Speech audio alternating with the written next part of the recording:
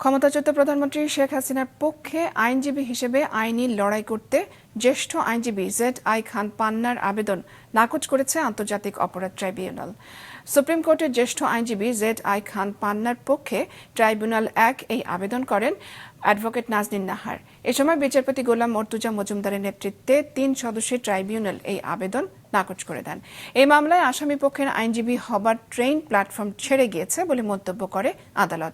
শেখ হাসিনার পক্ষে রাষ্ট্রের খরচে অ্যাডভোকেট আমির হোসেনকে ইতোমধ্যে আইনজীবী নিয়োগ দিয়েছে ট্রাইব্যুনাল। মামলাটিতে এরই মধ্যে সাক্ষ্য দিয়েছেন রাষ্ট্রপক্ষের 5 সাক্ষী। আগামী রোববার পরবর্তী সাক্ষ্য গ্রহণ হবে। আমি যেটা এখন পান্নার পক্ষে ওনার অ্যাপ্লিকেশনটা জাস্ট পুটিং করেছিলাম কোর্টে এবং কোর্টকে জানিয়েছিলাম ওনার ডিজায়ারটা কি, এবং উনি কোর্ট বলেছেন যে যেহেতু একজন আইনজীবী অলরেডি নিয়োগ হয়ে গেছে এখন আর এটা সম্ভব না, এবং কোর্ট আরও যেটা বলেছেন যে যেহেতু এটা আর সময় নেই, অন্য কোনো মামলায় যদি দরকার হয় উনি আসতে পারেন।